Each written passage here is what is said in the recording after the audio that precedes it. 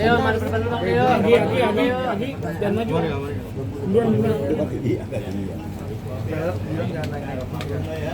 Ya. Oke, siap. Oke, gimana Bang? Baru selesai BAP penyidikan terhadap Hera sebagai pelapor dan korban. Jadi baru selesai BAP penyidikan Hera sebagai pelapor dan korban, ya. Terhadap laporannya terkait dugaan penganiayaan ringan yang dilakukan oleh Bu Erin, ya. Jadi ini ada Heranya, kemudian ada juga pendamping dari LPSK, kemudian juga ada dari DPR RI, yaitu Bu Rike Pitaloka. Ya, jadi kami memang mendampingi, nggak janjian sih, tapi bersamaan memang punya kepentingan sama dalam rangka membela rakyat. Rakyat ya? Betul. Kita susah lagi bicara. Membela Hera deh kalau gitu ya. Jadi itu tadi. Tadi ada 20 pertanyaan sudah disampaikan dan sudah selesai. Jadi kita akan mengikuti prosedur berikutnya dari penyidikan ini. Setelah Hera, nanti beberapa lain saksi, baru kemudian nanti terlapor, yaitu Bu Erin sendiri. Setelah itu menurut penyidik akan diadakan gelar perkara mengenai status penyidikan ini seperti apa ke depannya, termasuk apakah nanti ada peningkatan tersangka atau belum. Nah, itu nanti akan digelar perkarakan. Tapi mengingat perkara ini sebenarnya sederhana dan pembuktiannya juga mudah, visumnya juga ada, saksi-saksi juga sudah menerangkan, jadi ada potensi terlapor akan menjadi dalam posisi tersangka. Tapi nanti setelah gelar perkara. Tapi itu hasil dari analisa sederhana dari tim penyidik bersama-sama dengan kami dalam konteks diskusi.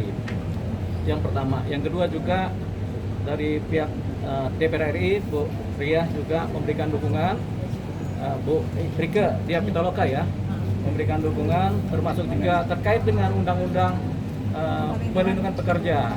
Nah, ini akan disampaikan oleh Mbak Rike ya, mengenai ini, termasuk dukungannya terhadap jalannya proses perkara ini untuk kepentingan nanti kedepannya sebagai presiden dan untuk kepentingan yang lebih luas lagi di masyarakat kita, masyarakat Indonesia, dengan undang-undang yang baru, mengenai undang-undang perlindungan pekerja rumah tangga, undang-undang nomor 2 tahun 2026. Silakan. Baik, terima kasih untuk Pak Natalius dan juga Bang Dolipa, ini senior kami di UI. Terima kasih sudah mendampingi Hera yang kebetulan tanggal 14 Mei kemarin juga Bu Hera sama Bu Nia dan juga kuasa hukum memang secara resmi meminta pendampingan kepada kami begitu sebagai anggota Komisi 13 DPR RI yang membidangi hukum dan HAM. Dan kemudian juga sudah mendapatkan atensi dari Komisi 3 DPR RI. Ini adalah kasus yang kalau orang mengatakan ngapain sih urusin kasus kayak begitu ya. Ini adalah batu uji bagi Undang-Undang Perlindungan Pekerja Rumah Tangga yang disahkan pada 21 April 2026 yang kemudian diundangkan menjadi undang-undang, tadi sudah disampaikan oleh Bang Dolipa, Undang-Undang nomor 2 tahun 2026 tentang perlindungan pekerja rumah tangga begitu. Dan tentu saja kami mengapresiasi pihak kepolisian, khususnya Direktorat PPA Perlindungan Perempuan Anak dan Tindak Pidana Perdagangan Orang, dan khususnya lagi adalah unit PPA di Polres Jakarta Selatan. Nah, ini mendampingi dari mulai evakuasi sampai kemudian melakukan otopsi di Rumah Sakit Pertamina dan visum tadi sudah disampaikan ada. Dengan demikian bahwa tentu saja kehadiran saya khususnya sebagai anggota Komisi 13 yang memang membidangi hukum dan HAM, ini saya tegaskan, tidak untuk mengintervensi semua proses hukum, tetapi ini bagian dari pengawalan bagaimana seluruh hukum itu bisa ditegakkan dengan seadil-adilnya begitu. Proses masih dalam proses awal untuk pemeriksaan para saksi, nanti masih ada hal-hal lain mungkin akan lebih jelasnya kalau itu dijelaskan oleh pihak kepolisian.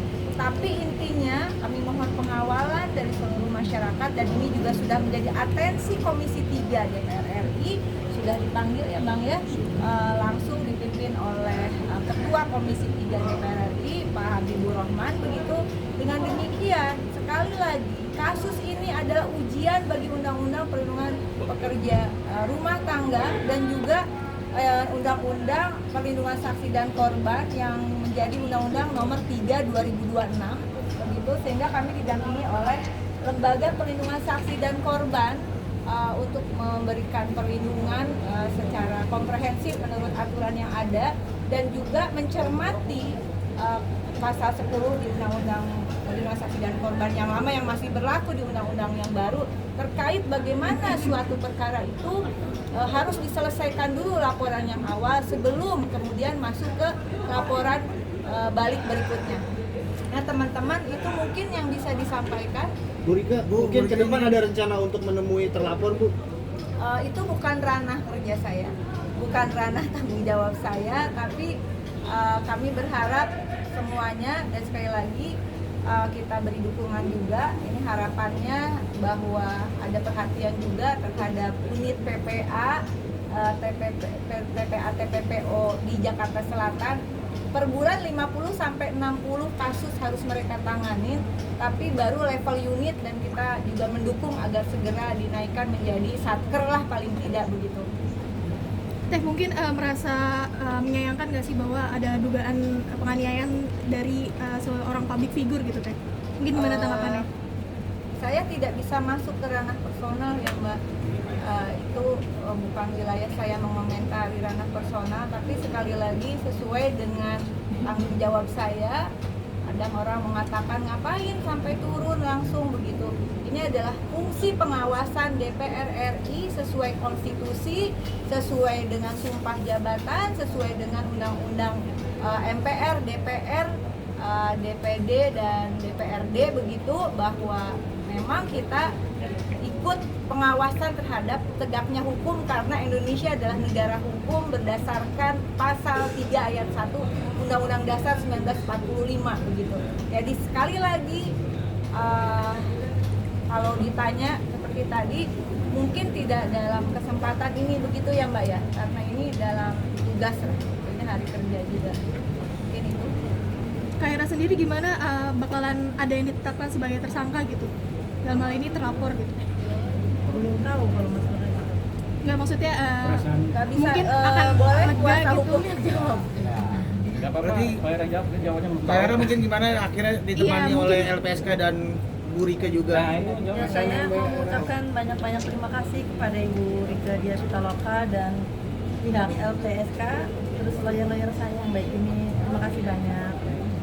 Bang Dio menegaskan Bang, berarti bukti CCTV udah berhasil diambil dari rumah terlapor ya Bang? Atau Ya, gimana? jadi begini, sebenarnya pembuktian itu nggak perlu juga rumit-rumit pakai CCTV ya.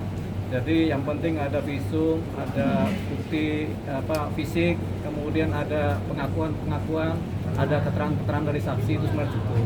CCTV itu biasanya pendukung, tapi kalau ada bisa. Tapi biasanya CCTV kalau di dalam suatu wilayah rumah tangga itu dia punya daya tahan cuma 2 minggu sampai 1 bulan, lebihnya kehapus kan. Jadi kita rasa penyidik tidak akan berfokus kepada CCTV, tapi lebih berfokus kepada keterangan-keterangan, kesaksian, visum dan bukti-bukti fisik yang ada, begitu ya. Tapi Kak Hera sendiri gimana rasanya akan sebentar lagi akan ada jadi tersangka mungkin? Ya. Mungkin sebentar lagi akan ada gelar perkara nanti akhirnya.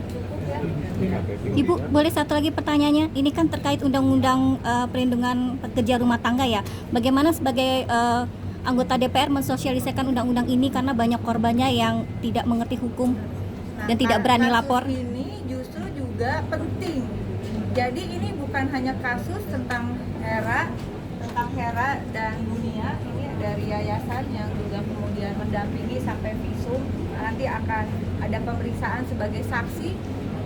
Dan artinya ini undang-undang yang penting untuk siapa saja sebetulnya, apalagi di era sekarang kalau kita suami istri bekerja itu pasti ada PRT begitu. Meskipun di dalam undang-undang PRT tetap mengakomodir aspek-aspek sosiologis gitu dalam hubungan kerja, tidak kaku sebagai pekerja formal yang seperti di industri, tetapi tetap ada yang terpenting itu adalah perlindungan hak dan martabat si pekerja rumah tangga sebagai manusia.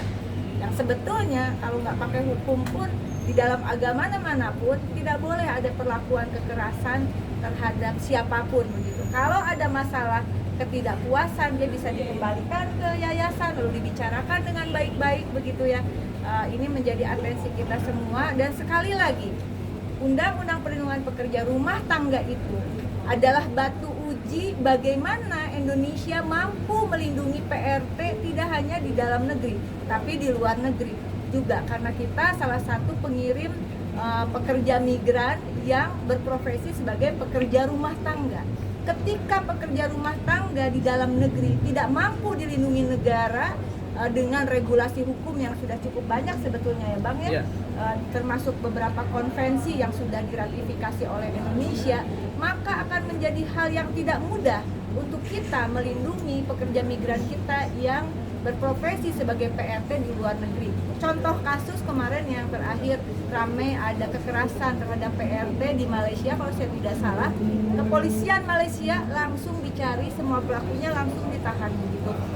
Karena ini adalah wajah negara. Kalau orang-orang masyarakat yang bekerja tidak bisa dilindungi dalam profesi seperti ini, bagaimana dengan profesi yang lain? Padahal ini kan benar-benar ngurusin rumah tangga gitu. Bahwa kemudian ada persoalan seperti saya dengan PRT saya atau kita semua, itu hal yang harus dibicarakan. Tidak ada normalisasi terhadap kekerasan dalam bentuk apapun. Cukup ya. Pendampingan untuk 2 hari ini apa ke depannya mau ikut pendampingan juga gitu? Enggak, yang damping nanti Ini kuasa hukum. Kami memantaunya gitu. Iya, ikut kita juga bisa mendampingi Pak Rike kan? Iya. Bisa kan? Mau dampingin aku. Oh iya. Terima kasih ya. Terima kasih Bu. Bu Rika sedikit dong Bu. Foto Rike kok sedikit